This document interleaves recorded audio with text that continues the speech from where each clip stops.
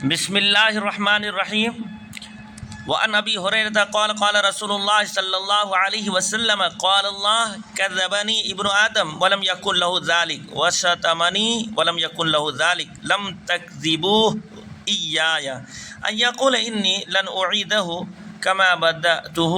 واما شتمه ایایا ان یقول اتخذ اللہ ولدا وانا الصمد الذي لم الد ولم یولد ولم یکن لی کفوا احد لم یلد ولم یولد ولم یکن له کفوا احد۔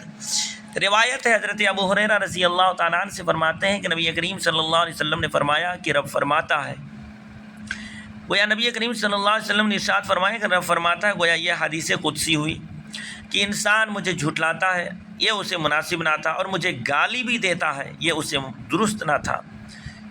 اس کا جھٹلانا، اس کا مجھے جھٹلانا تو یہ ہے کہ کہتا ہے رب مجھے پہلے کی طرح دوبارہ نہ بنا سکے گا۔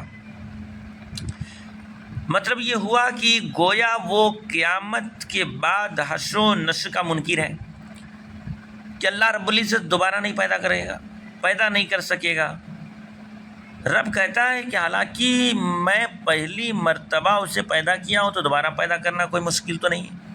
کہ حالانکہ پہلی بار پیدا فرمانا دوبارہ بنانے سے آسان تر تو نہیں ہے۔ رب خود ارشاد فرما رہا ہے گویا پہلی مرتبہ تو مشکل تھا، دوبارے کی بنسبت وہ میں نے کر دیا تو پھر دوبارہ پیدا کرنا کیسے مشکل ہوگا۔ لہٰذا وہ جو قیامت حشر و نشر دوبارہ پیدا ہونے کا انکار کر رہا، گویا وہ مجھے جھٹلا رہا، میری ذات کو جھٹلا رہا۔ قیامت قرآن مجید کے اندر، حدیث کے اندر، حدیث قدسی میں جو آیا کہ قیامت کے بعد لوگوں کو اٹھایا جائے گا، حساب و کتاب ہوگا، سوال جواب ہوگا، جنتی جنت میں جائیں گے، جہنمی جہنم میں جائیں گے، گویا وہ اس کا انکار کر رہا ہے، اور جو انکار کرے گا وہ مسلمان نہیں رہے گا۔ حالانکہ پہلی بار پیدا فرمانا دوبارہ بنانے سے آسان تر تو نہیں۔ اس کی گالی، اس کی یہ بکواس ہے کہ اللہ تعالیٰ نے اولاد اختیار کی، معاذ اللہ۔ گویا وہ کہتے ہیں کہ اللہ فرشتوں کو اللہ کی بیٹی کہتے ہیں، لہذا اولاد ثابت کرتے ہیں، تو یہ اللہ کے لیے ایسا بولنا، یہ اللہ کو گالی دینا ہے۔ رب فرماتا ہے کہ وہ کہتے ہیں کہ اللہ تعالیٰ نے اولاد اختیار کی، میں تو اکیلا ہوں، بے نیاز ہوں، نہ جنا گیا، میرا کوئی ہمسر نہیں، اور ساتھ یہ عیسائی حضرت عیسیٰ علیہ السلام کو اللہ کے بیٹا کہتے ہیں، اور حضرت عزیر علیہ السلام کو بھی اللہ کا بیٹا کہتے ہیں، نعوذ باللہ۔